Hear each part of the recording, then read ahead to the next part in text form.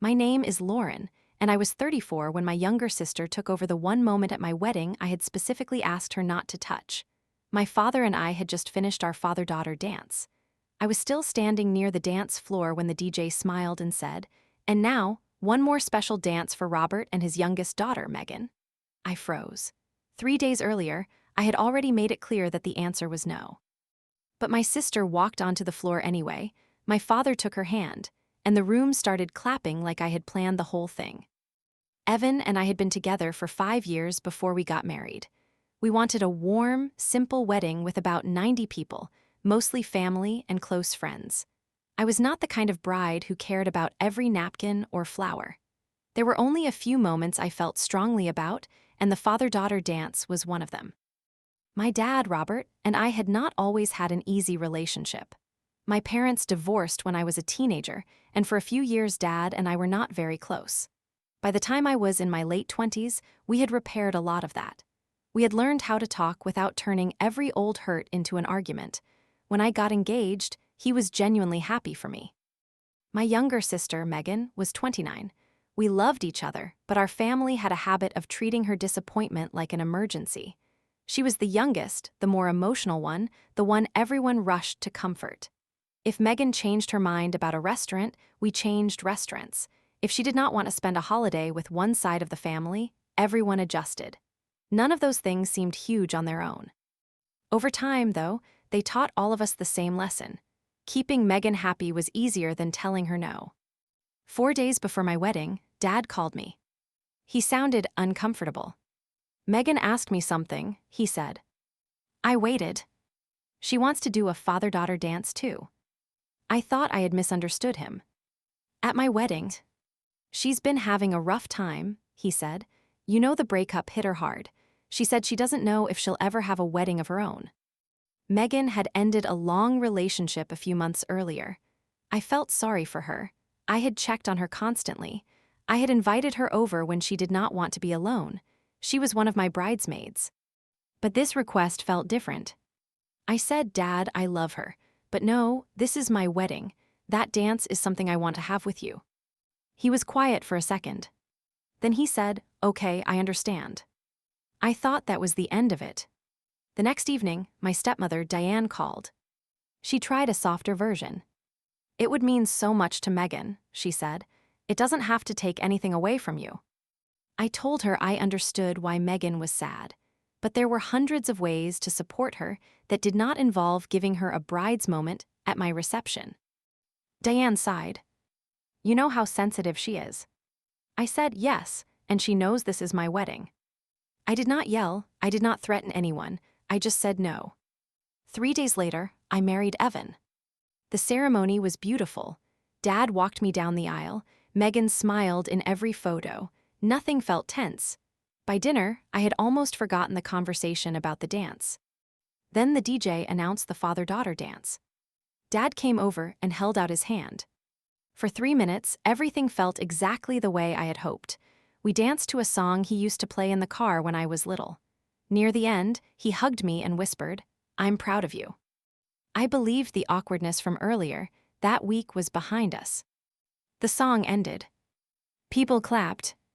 Dad kissed my cheek and started to step away.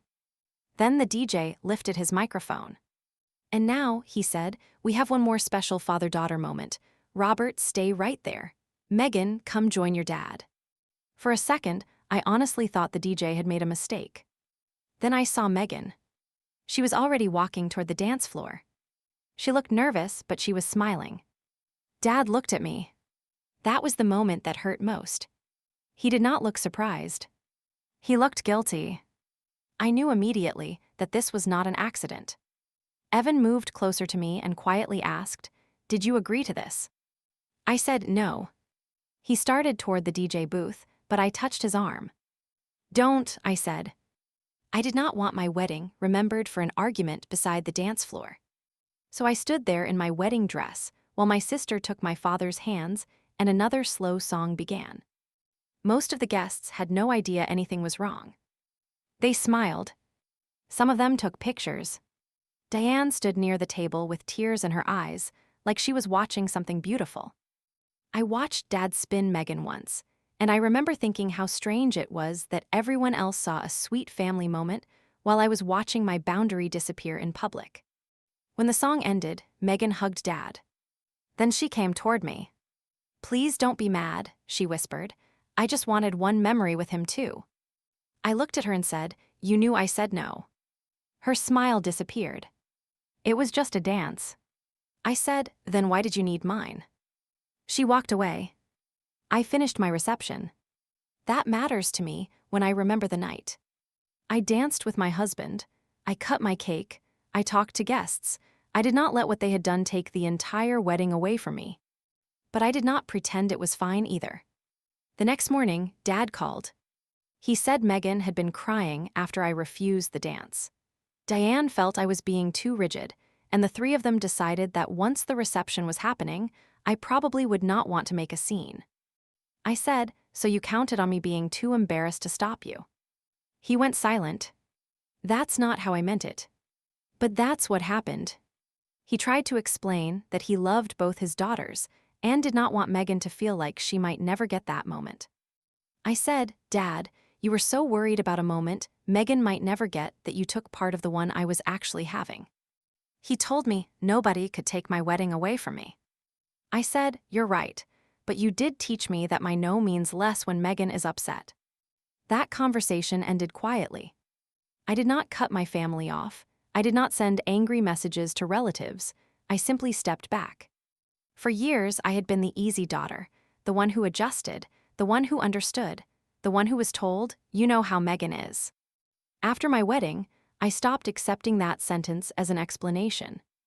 If you have ever had a family member take over a moment that was supposed to be yours, tell me in the comments. And subscribe to Real Stories of Women for more stories about family, boundaries, betrayal, and the moments that finally make people see the truth. For the next several months, I saw Dad and Megan at family events, but I stopped doing the extra emotional work. I did not chase Megan when she was upset. I did not call Dad after every awkward dinner to make sure he was okay. I was polite, but I let everyone carry their own feelings.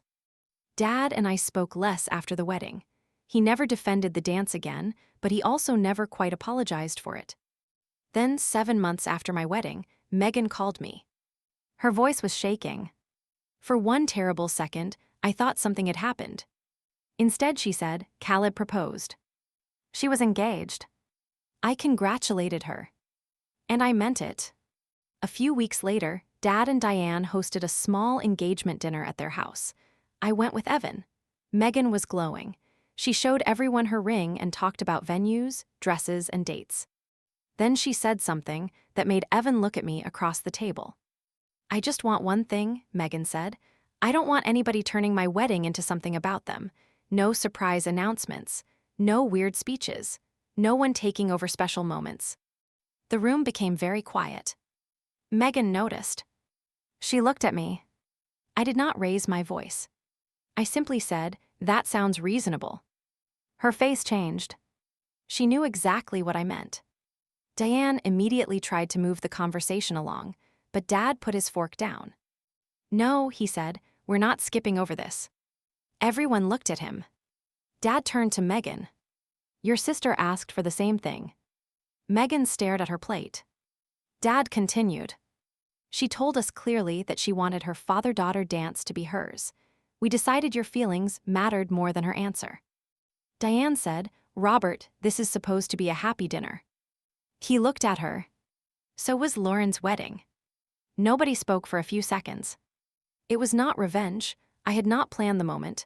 I had not even expected Dad to say anything. But for the first time, he was naming what had happened without asking me to soften it for everyone else. Megan finally looked at me. "I really thought it was just a dance," she said. I answered, "I know." She asked, "Do you still hate me for it?" "I don't hate you." Then I told her the truth. What hurt was that you knew I said no, and you decided I would get over it because you wanted something. She nodded slowly. A week later, Megan asked me to be her maid of honor. That was harder than I expected. Part of me wanted to say yes because she was my sister. Another part of me knew I would end up planning showers, solving problems, calming arguments, and carrying the same role I had always carried. So I told her I loved her and I would be at her wedding, but I did not want to be maid of honor. She cried. A year earlier, that would have been enough to make me reverse my decision. This time, I let her be disappointed. I said, "You're allowed to be upset. I'm still allowed to say no." She did not speak to me for almost 2 weeks. Then she called. "I think I finally understand why that sentence matters so much to you," she said. Megan chose one of her close friends as maid of honor. I attended her wedding as her sister. I did not plan it, I did not manage it, I did not make sure everyone else was happy. I simply showed up. When the father-daughter dance began, Dad and Megan walked onto the floor together. Nobody joined them. Nobody made a surprise announcement. Nobody turned it into a shared family moment. I watched from my table beside Evan. When the song ended, Dad hugged Megan.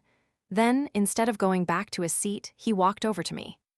He bent down and said quietly, "This is what I should have protected for you." I did not tell him it was okay. It had not been okay. But I took his hand and said, "Thank you for finally understanding."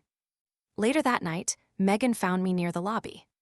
She hugged me and whispered, "I'm sorry I took something from your wedding because I was scared I might never have my own." That was the apology I had needed. Not because it changed the past. Because she finally understood what she had done.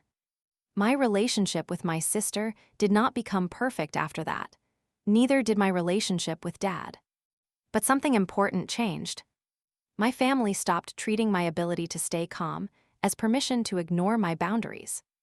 For years, being the reasonable one had meant I was expected to give up a little more. At my wedding, I finally learned that keeping the peace and having no boundaries are not the same thing. And sometimes fair revenge is not ruining someone else's special day. Sometimes it is letting them have their moment exactly the way they wanted it, while quietly refusing to keep sacrificing your own.